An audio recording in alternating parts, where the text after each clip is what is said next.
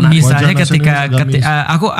aku jadi ngomong gitu karena aku ingat sih, karena menjelang pemilu biasanya akan ada semacam kayak apa ya, semacam kayak stempel dari ulama. Pasti. Yang menyatakan bahwa orang ini adalah sesuatu di dalam agama. Kita mudah untuk membaca ketika aktor politik pasti rajin sowan ke pesantren, sowan ke gereja-gereja, sowan ke pasti.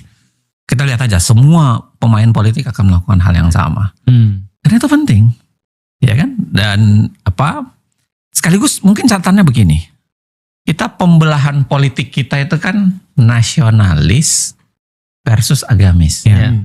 Dan sekarang sekarang ini. Cuma mungkin sekarang saatnya kita kepikiran apa sih gunanya pembagian nasionalis dan agamis ini? Apa sumbangsinya untuk pembuatan undang-undang? Apa sumbangsinya mau nasionalis mau agamis sama-sama bunuh KPK misalnya? Mau nasionalis mau agamis sama-sama korupsi. Sama-sama korupsi. Mau nasionalis mau agamis sama-sama nindas buruh dalam kasus undang-undang Cipta Kerja. Jadi kita taruhlah misalnya dalam demokrasi modern, kita lihatlah misalnya di Amerika. Kalau di Amerika itu kan liberal versus konservatif. Apakah ada sumbangsinya untuk pembuatan undang-undang? Banyak. Misalnya pajak. Pajak itu orang konservatif itu cenderung akan menolak pajak kekayaan untuk orang kaya. Ya kan itu. Tapi orang-orang yang lebih liberal itu cenderung untuk mengatakan nggak ada masalah gitu dengan yang begituan. Nah itu pasti perdebatannya akan menarik tuh antara genre liberal, konservatif. Nah di Indonesia itu pembelahan kita itu nggak memberikan sumbang siapa-apa loh. Malah jadi sumbangsi buruk tuh. Buruk. Karena mereka jadi berantem kan dengan sesuatu yang nggak perlu. Yang nggak ada gunanya sama sekali sama kebijakan gitu ya. Mungkin kita di kepala kita misalnya begini. Enggak tuh kalau isu agama. Taruhlah misalnya undang-undang TPKS.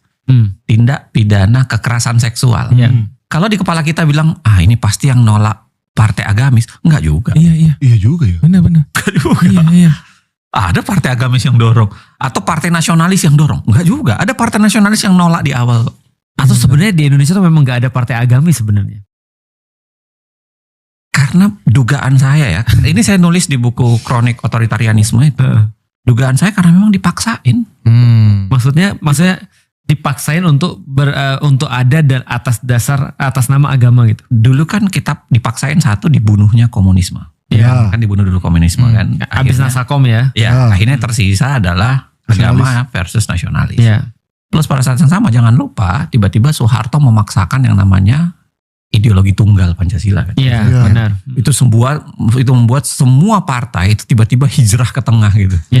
Main di tengah.